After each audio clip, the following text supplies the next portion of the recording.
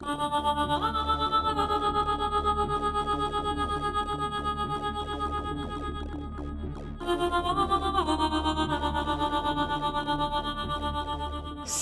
ठरल्यासारखंच चाललंय. मीराचा केस मिळाला, रक्ताचा विधी झाला.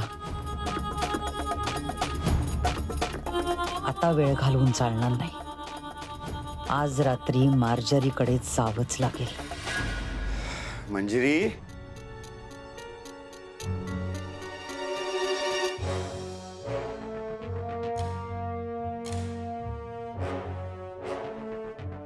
आज बऱ्याच दिवसांनी ऑफिसमध्ये निवांत काम झालं. नाहीतर एरवी सतत घरचं टेन्शन असतं काही ना काहीतरी. आणि अथर्वचा ऍक्सिडेंट तर पहिलाच दिवस ऑफिस मधला आज.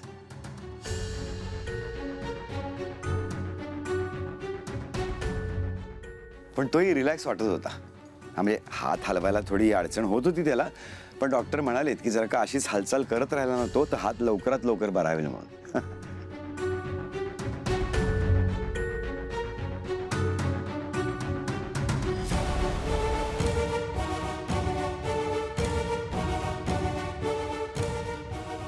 काय झालं, काय शोधतेस का?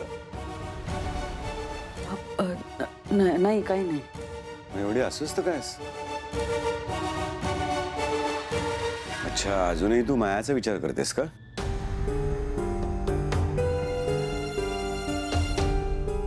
मंजिरी, खरं तर मायाला आपण खूप लहानपणापासून ओळखत होतो.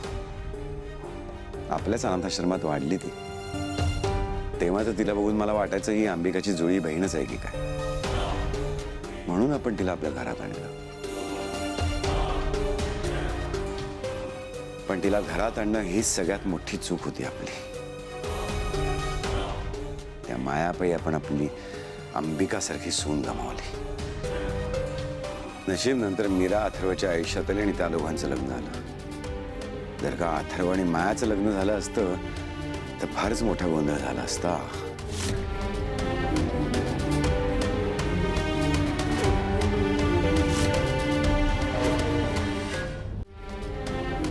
असो, मी आवरून येतो जरा. थांबा. काय झालं? एक मिनिट थांबा. तुमचा डावा पाय पुढे करा. का? करा म्हणते ना.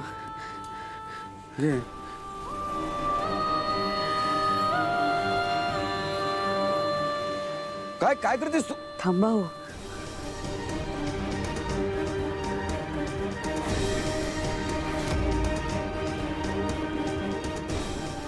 केस? हो, सुनीता हो आजकाल नीट साफसफाई करत नाही आणि पगार वाढून हवे त्यांना. मी बाहेर टाकून येते केस. तुम्ही आवरून घ्या.